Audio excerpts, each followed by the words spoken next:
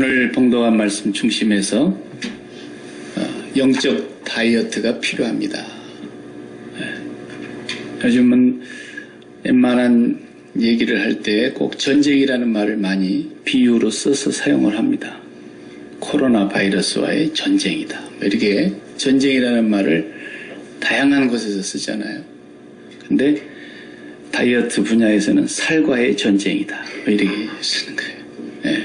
그래서 미국 같은 나라는 뭐 예전부터 잘 살았으니까 60, 70년대 벌써 그들은 다이어트에 대한 언어가 나오기 시작했고, 그때부터서 그들은 살과의 전쟁을 시작을 했었죠.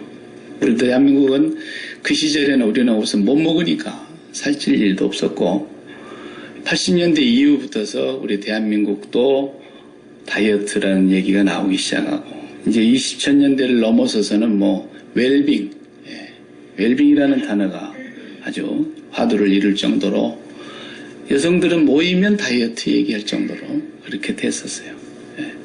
그래서 식품업계에서는 세 가지 단어에 항상 주목을 한다고 합니다. 설탕, 그 다음에 지방, 그 다음에 소금. 이게 식품업계가 음식을 만들어내는 데 있어서 하나의 나침판 역할을 한다는 거예요.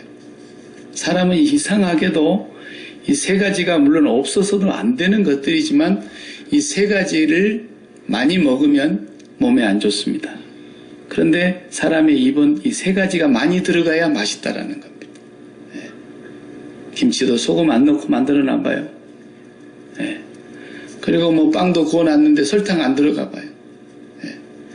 그리고 뭐 우리가 맥도날드 가서 뭐 하나 먹으려고 해도 메요도 넣고 그래야 좀 고소한 맛이 있지. 그러면 이 세 가지가 몸에 안 좋은데도 세 가지를 먹고 나면 더 먹고 싶은 마음이 생겨나는 게 이 세 식품이라는 것이죠. 그러다 보니까 콜레스테롤과의 전쟁이니 지방과의 전쟁이니 뭐 탄수화물과의 전쟁이니 이런 얘기가 나오기 시작했어요. 그렇지만 오늘은 뭐 그런 얘기 우리에게 별 중요하지 않고 영적인 다이어트가 중요하다는 겁니다. 왜냐하면 육체적인 다이어트는 내가 그거 조금 잘 조절 못하면 이제 몸에 살 좀 찌고 또 좀 심하다 싶으면 병을 또 유발하기도 하는 점도 있지만, 또 미모로 먹고 살려고 하는 사람들은 8등신이 될 수가 없겠죠. 3등신 정도 되려나요? 그러나 영적인 다이어트에서 실패하면 이건 죽음이요 지옥행입니다. 바로. 그러니까 더 심각한데도 위험성을 모른다는 거예요. 사람들이. 기독교인들이 특별히. 영적인 다이어트는 기독교인들에게 해당되는 얘기예요. 세상 사람들은 그 뭐 기뚱으로도 안 듣죠. 그래서 영적 다이어트는 쉽게 말하면 마음에 살찌는 걸 말하는 거예요. 마음에 살이 찌는 거예요. 육체가 살이 찌는 것도 음식을 먹어서 뭐 과식을 했다거나 불규칙한 식사를 통해서 우리의 식사 균형이 깨져서 폭식을 한다거나, 또 지나치게 그렇게 좋지 않은 그런 음식들을 계속해서 밥으로 간식으로 막 섭취한다거나, 운동량은 부족하고 그렇게 되기 때문에 비만이 오는 것이죠. 그래서 여러분이 저를 볼 때에는 말랐다고 보지만은 저도 병원에 가서 종합진단 해보면 비만입니다 이러는 거예요. 약효마에 와서 제가 비만이 된 거거든요. 그러니까 육체가 살이 찌니까 좀 둔해져요. 사실은 옛날에 제가 밴쿠버에 살 때는 날아다닌다 그랬어요. 박 목사는 걸어다니는 게 아니라 날아다닌다. 근데 요즘은 기어다니는 것 같아요. 그러나 그 정도 살찌는 것 가지고 제가 뭐 심각하게 여기지를 않습니다. 그러나 이 마음에 살이 찌는 건 심각한 것입니다. 위험한 것이고, 이거 자칫 잘못하면 지옥행으로 바로 떨어지는 것이기 때문에 우리가 지금 매 주일마다 올바른 믿음을 가진 사람이 올바른 소원도 바르게 갖게 돼 있어요. 쓸데없는 소원 가지는 건 다 우상숭배라 그랬어요. 바른 소원을 갖게 되어 있고, 그 바른 소원을 가진 사람은 결국은 지난주일에 우리가 돌이켜 어린아이와 같이 되지 아니하면 그 사람도 구원 못 받는다 그랬잖아요. 결단코 천국에 못 들어간다 그랬어요. 우리는 반드시 어린아이처럼 돼야 돼요. 그 어린아이는 가치를, 세상의 가치와 단절된 존재라는 거예요. 세상의 가치. 그래서 그냥 엄마 아빠만 있으면 되는 거예요. 다 놔두고 엄마 아빠가 일주일 동안 여행 갔다 올 테니까 네가 요거 잘 골라서 먹으면서 입맛대로 먹고 있어라. 그럴 때 어린아이가 갔다 오세요. 그러면 이미 그냥 어린아이가 아니에요. 네. 무슨 소리냐고. 나는 이게 다 필요 없어요. 과자도 필요 없고 다 필요 없고 장난감도 다 필요 없고 아빠 엄마랑 같이 갈래. 요까지가 어린아이예요. 요까지가. 어린아이가 되지 않으면 절대로 천국 못 갑니다. 그건 장난이 아닙니다. 예수님의 과장법도 아닙니다. 반드시 엄마 아빠만 계시면 나는 됩니다. 라고 생각하고 있는 그 수준의 아이가 어린아이거든요. 우리는 이 광야 같은 세상에서 40년 아니라 400년을 살아도 물도 없고 농사 지을 수도 없고 먹을 것이 없고 여기에 고기가 없어도 여호와 하나님 한 분이면 삽니다. 이걸 40년 훈련받았던 우리 조상들 이스라엘 백성들처럼 우리도 이 땅에 사는 동안에 한평생을 사는 동안에 내가 뭔가 마음이 허기진 것 같고 마음에 배가 부르지 않는 것 같고 마음이 늘 그냥 한쪽이 허전한 것 같아도 그것은 내가 원하는 소원이 이루어지지 않아서가 아니라 그거 마귀에게 속은 거고 하나님이 내 안에 충만하지 않아서 느끼는 허전함인 거예요. 옆구리가 시리다고요? No. 하나님이 함께하지 못하면 옆구리는 항상 시리게 되어 있어요. 돈을 아무리 많이 줘도 시리고요. 명예를 가져도 시리고요. 세상에 권력을 쥐어도 시려요. 그러니까 권력을 쥔 사람들이 더 죄질을 짓잖아요. 명예를 가진 사람들이, 높아진 사람들이 더 마약을 찾잖아요. 왜? 안 채워지기 때문에. 우리 마음은 본래 하나님이 지으실 때에 하나님 한 분만 딱 맞춤 사이즈로 맞도록 만들어 놓으셨기 때문에 우리 마음에는 하나님 빼고는 어떤 것도 안 맞아요. 마귀에게 속지 말아야 돼요. 절대로 우리 마음속에 허한 생각, 불행하다는 생각, 내가 너무 비참한 거 아닌가라는 그런 생각, 내 환경이 왜 이렇게 힘들고 어려운가 이런 생각은 전부 마귀에게 속는 생각이에요. 하나님이 충만하지 못해서 그러는 거예요. 하나님이 우리의 생수예요. 생수의 근원이세요. 그분으로 채워지고 나면은 우리가 생각했던 모든 것들은 기우였어요. 쓸데없는 걱정이었던 거예요. 네. 하나님으로 채워지지 못할 때에 마귀는 계속해서 우리를 공격하면서 네가 그 소원만 이루어지면 될 텐데 하나님 앞에 가서 기도해라 기도해라 하지만 그거 기도 응답돼도 또 배고파요. 우리는 하나님 한 분 그분에게 딱 맞게 창조되어진 존재들이에요. 그분만이 우리의 맞춤 사이즈의 옷과 같은 분이세요. 네. 그래서 오늘도 역시 그 연장선상에서 봐야 돼요. 여러분은 마태복음을 여러 번 읽었기 때문에 이런 내용을 다 알고 있어요, 이미. 그래서 이 말씀을 잘못 알아들으면 큰일 나는 거예요. 오늘 또 한 부자가, 이 사람은 우리식으로 말하면 국회의원이에요. 다른 복음서에는 관원이었다 그랬어요. 유대인의 관원, 국회의원 같은 사람이에요. 정치적으로 권력을 쥔 사람이고 돈도 너무 많은 사람이에요. 바리새인이에요. 그런데 나이가 젊어요. 그러니까 이런 사람은 1등 사익감 영순이에요. 대단한 사람이에요. 이 사람이 예수님 앞에 왔어요. 그리고 자신 있게 온 거예요. 당당하게 물은 거예요. 선생님, 내가 어떤 선한 일을 해야 영생을 얻겠습니까? 자신감 있게 물었어요. 벌써 자기는 구원이 도행으로 이루어진 줄 알았던 거죠. 율법을 행함으로.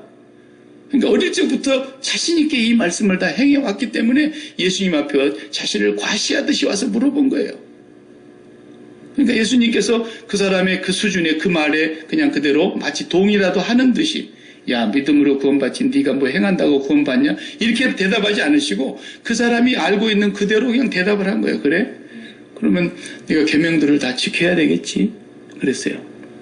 어떤 계명인데요? 그러니까 10계명 앞에는 빼고 내 부모를 공경하라부터 시작해서 마지막 계명까지를 쭉 예수님 말씀하시네요. 그러니까 또 이 친구 봐요. 제가 어렸을 때부터 다 지켰습니다. Anything else? 또 다른 것도 계명이 있습니까? 얼마나 자신감 있는가 보세요. 그런데 주님이 거기다 대고 오늘 네 소유를 다 팔아. 오늘 본문에는 다 팔아라는 말이 없는데 원문에는 다 팔아 그랬어요. You sell what you all have. 네가 갖고 있는 모든 걸 다 팔았어.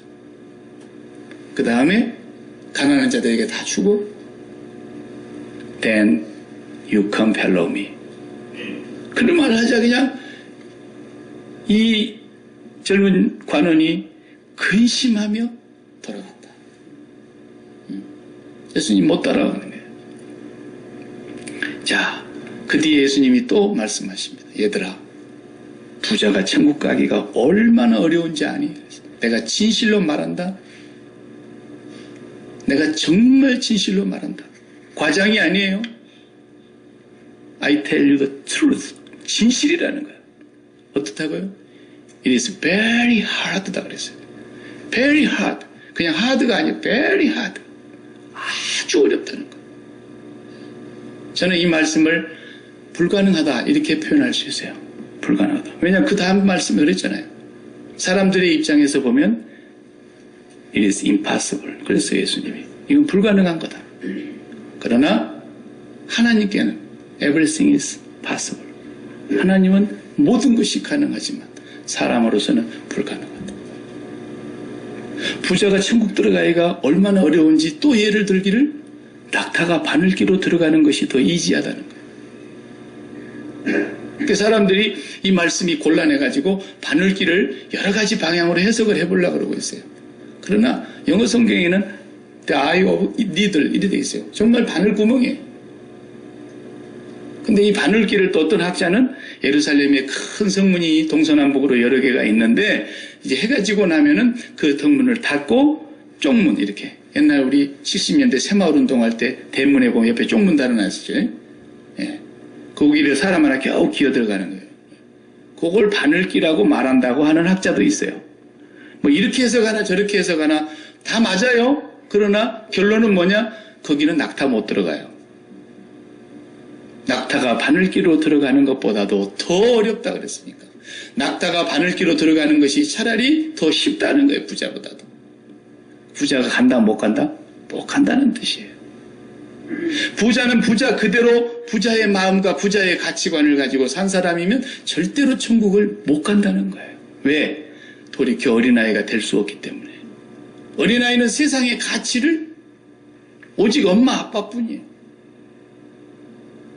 그런데 돈의 가치를 알고 있는 어른들은 절대로 못 가는 거예요. 어린아이와 같이 되지 않으면 못 가는 바로 그것 때문에 오늘 이 부자도 역시 그의 가치가 재물이었고 권력이었고 이런 거였어요. 그러니까 다 팔 수 있나요? 그 보화가 감춰져 있는 밭은 다 팔아야 샀다 그랬는데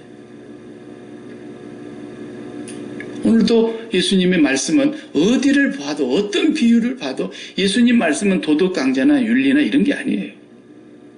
겸손해야 간다 이런 얘기가 아니에요. 전적으로 천국이냐 지옥이냐 멸망이냐 영원한 생명으로 가는 하나님의 나라냐 이것을 결정짓는 올바른 믿음을 가진 사람은 올바른 소원을 갖게 되어 있고 올바른 가치관을 갖게 되어 있고 올바르게 이 세상을 살아간다는 거예요. 열매가 자연히 나온다는 거예요. 열매가. 그 나무를 봐서 아는 게 아니라 열매를 봐서 안다는 거예요. 오늘 본문 말씀을 우리가 보면은 이 사람도 분명히 돈을 사랑했던 사람이라는 거 알 수 있잖아요. 세상의 가치에 이미 길들여져 있는 사람이다 이거예요. 네. 그러니까 오늘 또 부자 되신 분들이 혹시 이분에게 이 자리에 계신다면 굉장히 불편할 거예요. 근데 우리 교회에서는 이 성경에서 말하는 부자의 수준에 들어간 사람이 없어 다행히. 예. 스스로 마음으로 부자라고 느끼려는 거는 몰라도 게임도 안 돼요. 예. 그러니까 우리 예수 믿는 사람들은 부자 만나면 인사를 이렇게 해야 돼요. 어쩌다 부자가 돼가지고 너무너무 불쌍하다. 예? 어쩌다 하필 너는 그 되고 될 수도 있는 많은 것 중에 부자가 됐냐? 왜? 우리 주님께서 부자는 천국 못 간대. 예. 그 대놓고 부자한테 그렇게 얘기하면 부자가 되게 기분 나쁘겠지만 잘 들어야 되는 거예요. 이 부자가 무조건 못 가는 게 아니에요. 부자만 됐다면 다 천국을 못 가니까 우리가 부자 돼서는 안 되고 가난하게 돼야 되냐? 너 가난하게 된 사람도 천국 못 갑니다.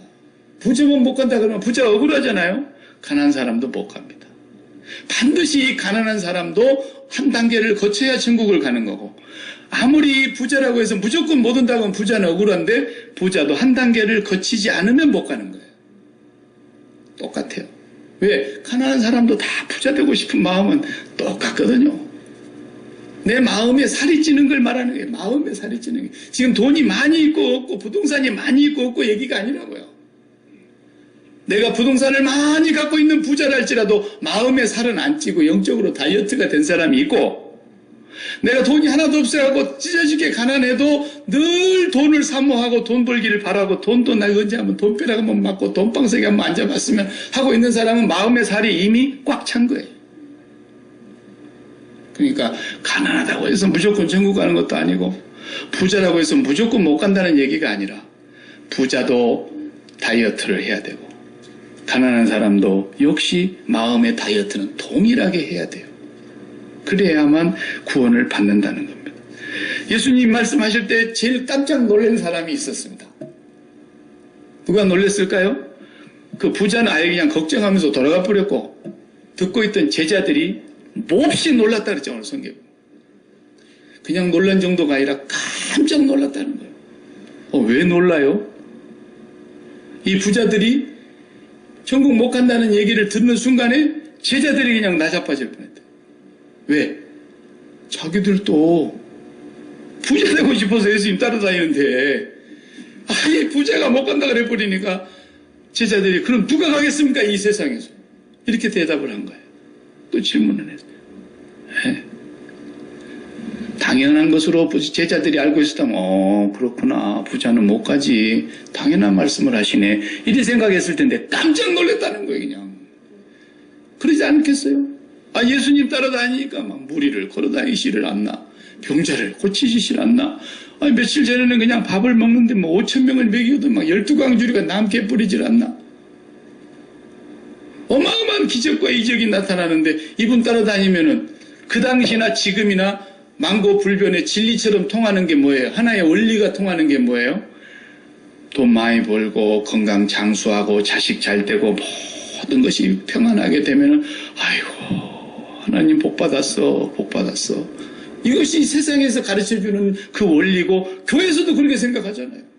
얼마나 저 사람 하나님 잘 믿어서 믿음이 좋아서 저렇게 사업이 잘 되고 돈 많이 벌고 저렇게 병도 없이 건강 장수하고 자식들이 그냥 물 붓은 바가지에 깨달라붙도록 막 복이 넘치 흐르는가. 아이고 아무개 집사님 복 받아서. 교회에서도 그렇게 얘기한다. 그러니까 뭐 가난한 사람들은 믿음이 없으니까 그냥 얼굴도 못 피고 다니나? 어디다 이런 빌어먹을 교리가 교회까지 들어왔는지 모르겠어요. 우리는 어떻게 한다고요? 부자를 보고 아이고 어쩌다 하필이면 부자 돼가지고 너무너무 불쌍하다. 너무너무 불쌍하다. 그렇게 얘기를 해야 될 판인데 교회 안에서까지 그러니까 그냥 돈 많은 사람은 자연히 그냥 뭐 믿음까지 좋은 것으로 그냥 교회가 그렇게 원리로 통해버려요. 이게 교회의 타락이고 진리와는 아무 상관이 없는 그런 얘기다 이 말이에요. 제자들도 예수님 따라다니면서 정말 한몫 챙기려고 이제 우리는 미래의 장밋빛 미래, 핑크빛 미래, 우리 앞날에 이제 해결됐다라는 거예요. 임금님으로 삼자라는 거예요. 그러니까 또 약삭 빠른 서기관 한 놈이라고 해서 좀 그러네. 선생님 제가 어디든지 가방 못지하고 따라가겠습니다. 이러는 거야. 왜? 자기도 교수인데 예수님이 가르치는 산상보훈을 듣고 사람들이 막 기절하고 나자빠지니 세상에 하늘에서 이렇게 하늘 아래 이렇게 가르치기를 잘하시는 분 처음 봤다 말이야. 처음 봤다. 그러니까 서기관 하나는 약삭 빠르게 예수님 따라가겠다. 어디든지 따라가겠습니다. 예수님은 그 중심을 딱 아시니까. 여우도 굴이 있고 공중에 나는 새도 깃들일 곳이 있지만 인자는 머리 둘 곳이 없어. 네가 나 따라오면은 철가방 하나 이제 따라 메고 다니면은 네 평생 문제 해결될 줄 알고 올라 그러지. 예수님 다 아시는 거예요. 네. 절대로 주님 따라가는 것은 그런 길이 아닌데 아직까지도 제자들도 핑크빛 미래만 생각하고 있으니까 부자가 하나님 나라 가기가 얼마나 어려운지 아냐. 거의 불가능하다. 이 말에 제자들이 깜짝 놀라버린 거예요. 그냥. 그리고 베드로도 그냥 나서가지고 우리는 모든 걸 다 버리고 주님을 따랐습니다. 그러면서 막 아양을 떠는 거죠. 예.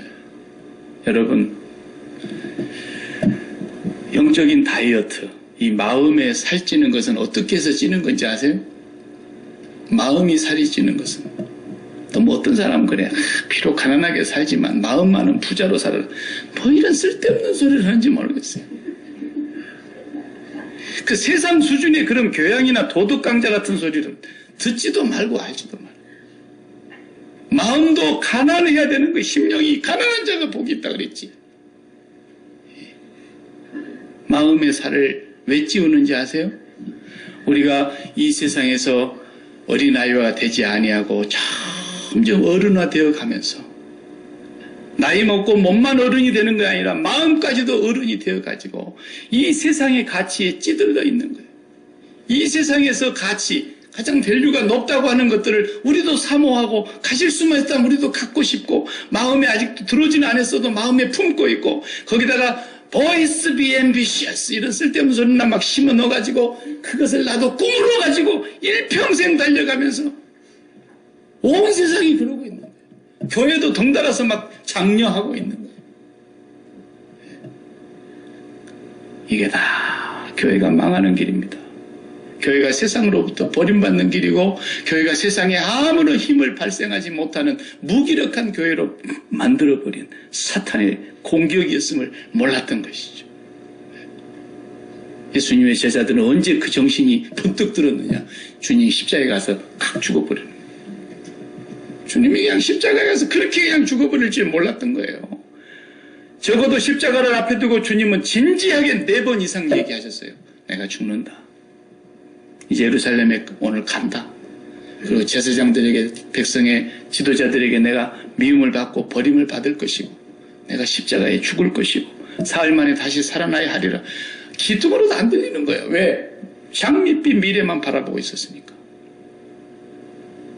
오늘날도 마찬가지예요. 박 목사가 아무리 얘기해도 당신은 그렇게 얘기해야 되니까 목사니까 기둥으로도 안 듣는 교인이 2사람 있어요. 안 들려. 지금 뭔 소린가? 십자가에 주님이 칵 죽어버리니까 제자들이 그때서 그 가슴이 벌렁벌렁했던 게 팍 식었어요. 그리고 주님은 사흘 만에 부활하셨고 그리고 약속하신 대로 성령이 오셨고 그때부터서 이 사람들은 모든 것을 다 팔기 시작했어요. 다 팔아버렸어요. 그렇게 핍박과 박해가 내려오는데도 죽으면 죽으리라 하고 문고거를 잠가놓고 잡혀갈까 봐서 두려워했던 제자들도 죽으면 죽으리라 해요. 다 팔은 거예요. 마음의 살이 다 빠진 거예요. 마음의 기름기가 팻이 다 빠져나간 거예요.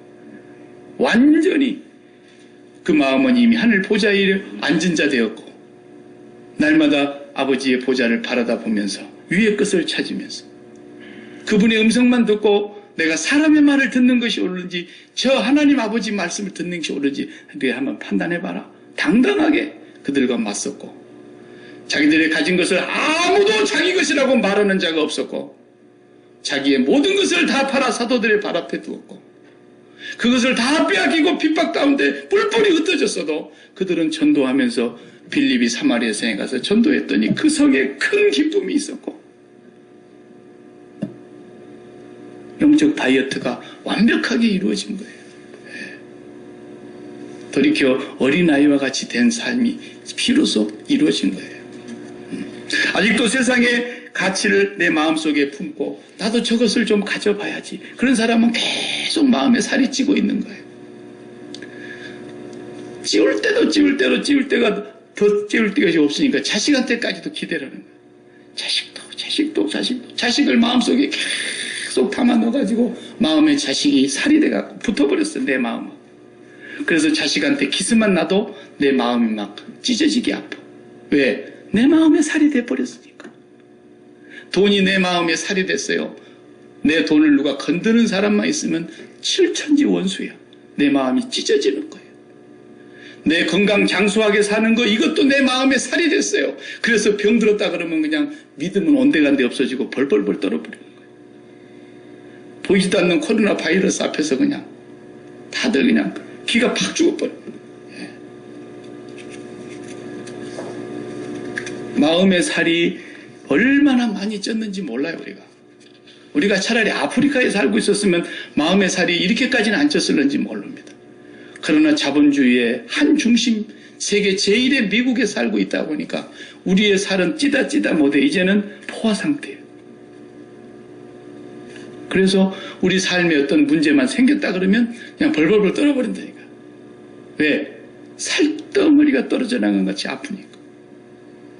주님이 십자가에서 죽기 전에 채찍에 맞으면서 살덩어리가 덜럭덜럭 걸레처럼 찢어지면서 몸에서 살이 떨어져 나가고, 그가 채찍에 맞고 그가 찔리고 그가 상하고 하신 것은 우리 마음에 붙어있던 이 세상의 죄악의 살들이 다 떨어져 나가게 한 것인데, 구름 아래 좋다고 하는, 해 아래 좋다고 하는 이 모든 세상의 가치들을 내 마음속으로 그렇게 사랑하고 살았기 때문에 내 마음에 덕지덕지 붙어있는 그것이 나 자신인 줄 알고 또 뽐내면서 의시되면서 살았던 그 모든 것들을 다 떼내기 위해서 주님이 십자가를 지셨는데, 오늘 또 사람들은 그 십자가를 붙잡고 내놓으라고. 그러니까 여러분, 다이어트 하는데 얼마나 많은 설이 있습니까? 별의별 설이 다 있습니다. 그런 설 따라가다가 오히려 망치는 사람이 더 많고 몸 망치는 사람이 더 많습니다. 다이어트에 대한 오해가 너무너무 많은 거예요. 뭐 고기를 먹지 말아야 된다, 채식만 먹어야 된다, 뭐 이걸 먹으면 좋다, 뭐 운동을 하는데 다 먹을 수 있고 알약 몇 개만 먹으면 된다는 거, 뭐 얼마나 쓸데없는 오해, 그런 것들이 많은지 몰라요. 끝까지 오해하는 사람들은 몸 다 망쳐요, 다이어트 하다가. 영적으로도 똑같아요. 하나님은 오늘 우리가 영적인 다이어트를 함에 있어서 꼭 필요한 것을 먹이시는 거예요. 공중의 새도, 들의 풀 한 포기도 하나님이 머리털까지도 다 세고 계시고 온 세상의 주체가 되어서 그분이 다스리지 않는 것이 없고 그분이 뭘 모르셔서 뉴스를 들어봐야 아는 것이 없는데, 그분이 그런 분이 아닌데 뉴스 들어봐야 아십니까? 하나님이 우리의 나기 전부터서 우리의 일생을 다 알고 계시며 우리 일생이 주님의 책에 다 기록되어 있는 전지전능하신 하나님이 우리를 얼마나 세심하게 살피시겠냐는 거예요. 우리 영적으로 다이어트 되도록, 우리가 영적으로 비만에 걸리지 않도록. 그냥 저하고 같이 한방 쓰는 사람은 내가 조금만 그냥 이쪽 테이블에서 뭐 짠 거 좀 더 먹을까 봐서 그냥 도끼 눈을 뜨고 막 이렇게 쳐다보잖아요. 예. 그러니까 우리 사모님이 그냥 우리 먹을 것은 그냥 소금 안 넣고 만들어가지고 오시오잖아요, 장사모님. 사람도 그렇게 막 챙기는데 하나님 아버지가 우리가 영적으로 비만에 걸릴까 봐서 얼마나 진지하게 하나님이 살피시겠냔 말이에요. 그래서 하나님이 안 주시는 건데 그것을 달라고 오해를 해가지고 하나님이 이러시기냐고. 저도 뭐 못 고치는 병 한 2개는 갖고 지금 삽니다. 그래도 나는 이 병 때문에 하나님 앞에 너무너무 감사합니다. 왜? 내가 이 건강에 살이 찌지 않게 하려고. 내 마음의 건강을 너무 소중히 여겨서 이 건강 때문에, 내 마음의 건강의 살 때문에 하나님이 들어올 영역을 망치지 않게 하려고. 나는 이 몸이 약해지면 약해질수록 하나님의 은혜를 더 간절히 사모하고, 내가 내 몸은 후퇴하고 점점 낡아질 것이고 마침내 숨이 끊어질 날이 오겠지만 하나님 아버지는 내 안에 날로 새롭도록 더 충만하게 역사해 주시도록 그렇게 해주게 해주니까 너무 감사한 거예요. 그러기 전에 미리 감사하세요, 건강하신 분들은. 우리 하나님께서 우리에게도 돈도 적당하게 주시는 것이 영적 비만에 걸리지 않게 하시려고 하는 건데, 그 돈을 그냥 그렇게 달라고 기도원까지 쫓아가서 개거품을 물면서 기도한다고 금식한다고 하면서 고작 한다는 기도 내용이 뭐예요? 이 사업을 일으켜 주시옵소서. 이거 다이면 죽습니다. 그러니까 그래 죽으라 그러잖아요, 하나님께서. 야, 내 없으면 죽습니다 그래야지. 네가 지금 그 사업 없으면 죽는다 그러는 게 말이냐, 그게 범벅이냐 그러지. 하나님께서는 오늘도 우리가 이 사업 없으면 안 됩니다 라고 이렇게 마음에 살이 쪄갖고 있으니까 그 살을 벗겨내려고, 이 자식 없으면 안 됩니다 그러니까 그 자식도 하나님 한번 흔들어 보는 거예요. 그래서 아브라함한테 이삭 갖고 와 그러니까 예 갖고 가는 거예요. 아브라함에게 이삭이 어떤 존재인데 그걸 가져갑니까? 하나님은 오늘 또 우리 마음에 살쪄 있는 부분을 다 벗겨내고 우리의 마음의 폐시 우리를 영적으로 병들게 하고 하나님의 자리를 몰아내고 이것만 있으면 내 노후는 틀림없어 이런 거 하나님이 다 벗겨내신단 말이에요. 그러니까 부자가 돼가지고 이리 한단 말이지. 예수 믿는 사람들이 그냥 나도 언제 부자 되나, 언제 나도 돈벼락 한번 맞아보나 이러고 있으니까 전도가 됩니까? 세상 사람들 우리를 비웃죠. 니는 날마다 주일날 가서 저자빠져 있어도 그렇게 가난하냐? 나는 교회 안 다니고 하나님 없어도 이렇게 잘 산다. 뭐라고 전도할 겁니까 거기 가서? 어쩌다 부자가 돼가지고 한번 따라해봐요. 어쩌다 부자가 돼가지고 에? 이 불쌍한 거.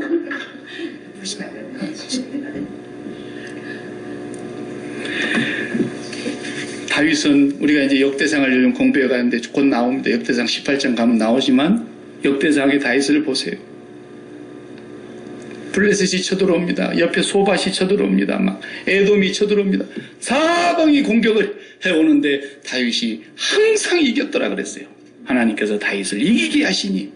그런데 소밭하고 싸워서 이겼을 때는 병거가 1000개, 말이 끌고 있는 병거가 1000개, 그 다음에 기병대가 7000명, 그리고 그냥 땅에 오늘로 말하자면 육군, 맨발로 뛰는 사람 몇만 명 그랬는데 완전히 다 초토화시켰어요. 근데 다윗이 하는 걸 보세요. 어떻게 했다 그러냐면 말 100마리만 놔두고 다 어떻게 되죠? 말의 힘줄을 끊어버렸더라 그랬어요. 다윗의 위대한 점이 여기 있는 거예요. 모세가 벌써 모세 5경에 얘기했잖아요. 왕이 된 자는 말을 많이 두지 말 것이요, 여자를 많이 두지 말 것이요. 계속 그랬다고. 그리고 여호와의 계명을 옆에 두고 주야로 묵상할 것이요. 다윗은 철저하게 그 당시에 기병대와 병거를 끄는 말 1000피를 그대로 가져가면은 그 주변 나라들은 이제 끝난 거예요. 핵무기를 갖고 있는 거예요. 오늘날로 말하면. 근데 다윗은 그 병거를 끄는 말 1000마리를 빼앗았는데 싹 죽여. 그리고 100마리만 그냥 짐 실어 나를 정도만 남겨놨대요. 왜? 그걸 가지면 자기의 마음에 살이 찐다는 걸 알기 때문에. 다윗은 위대한 사람이에요. 우리가 욥기를 어떻게 봅니까? 욥기를 보면은 고생 많았겠다. 어렵다는데 이렇게 고난을 받았네. 고난 받으면 막 참아야 된다지. 욥기를 그렇게 보면은 전혀 엉뚱하게 보는 거라니까. 뭐 의인의 고난 그런 얘기가 아니에요. 욥기는 예수 그리스도의 십자가를 정확하게 설명하고 있는 설교도라 그랬잖아요. 설교도. 욥은 하나님께서 강제적으로 다이어트를 시킨 거예요. 마귀에게 일시적으로 허락해서. 왜? 마귀가 계속 하나님 앞에 와서 한번 해보자 그러니까. 욥의 동의를 구하지도 않고 그래 한번 해봐. 그래서 첫 번째는 재산을, 마음에 살이 되어 있는 재산을 싹 긁어내봤어요. 그래서 꿈쩍을 안 해. 그 다음에 자식 10명의 손 눈에 넣어도 안 아플 그 10명의 자식을 한꺼번에. 그래도 꿈쩍을 안 해. 그러니까 마귀가 한 번만 더 해봅시다. 그 몸을 치면 반드시 하나님 저주할 겁니다. 그래서 그 생명은 손대지 말고 몸만 해. 그래가지고 몸도 쳐봤어요. 완전 다이어트 끝났어요. 여기서 3가지 빼갔으면 명예도 땅바닥이에요. 이제 와이프가 완전히 하나님을 저주하고 죽으라 걸고 집 나갔어요. 친구들까지 와가지고도 다 조롱하는 소리만 하는 거예요. 욥에게는 남은 게 하나도 없어요. 그런데 그의 고백은 뭐예요? 제 본전입니다. 이러잖아요. 제 본전입니다. 본래 제가 이렇게 태어났고 조금 후에 저를 이렇게 갈 겁니다. 본전이에요. 본전. 예? 이게 우리 인간의 원형인 거예요. 이게 십자가예요. 예수 그리스도의 십자가는 오늘 우리가 이 세상에 마음을 붙이고 세상에 빨대를 꽂고 세상의 가치로 말미암아 마음의 살이 되어가고 있는 이것들을 철저하게 세상에 대하여 십자가에 못 박으라. 그리스도 예수의 사람들은 그 정과 욕심을 십자가에 못 박았느니라.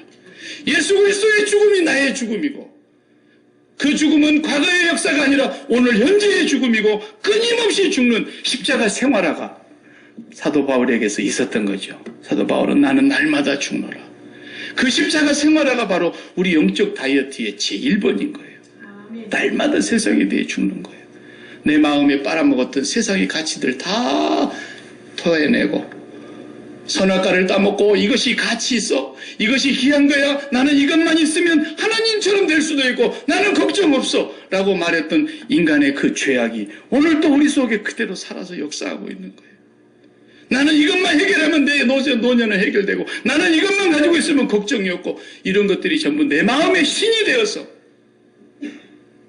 내가 사랑하고 있는 것들이 조금씩만 다치기만 해도 그냥 내 마음이 찢어지는 것은 내 마음의 살처럼 다 만들어졌기 때문에 이 육체의 살을 다이어트 해야 하듯이 그것은 잠깐이지만 영혼의 다이어트는 실패하면 저주입니다.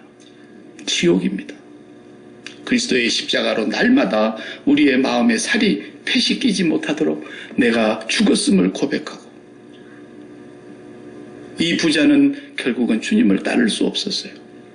그러나 아무리 부자라도 이 물질에 대하여 죽고 저 신천지 망할 사람들처럼 맨날 팔아다가 뭐 어디 갖다 바치고 어디 교회에다 바치고 뭐 예배당 진데 바치고 그런 얘기가 아니에요. 우리 마음속에 이런 모든 하나님이 주신 것들은 하나님을 사랑하는 데 표현하라고 주신 것이지 이것들을 꽉 붙들고 나의 삶의 안정감을 찾고 내가 이 세상에서 든든한 기반을 세우라고 주신 게 아니에요. 철저하게 하나님을 사랑하는 증거로 우리가 이 땅에서 살아가시면 여러분은 절대로 마음에 기름기 안 끼고 이 십자가가 영적인 다이어트를 반드시 성공하게 해주실 줄로 믿습니다.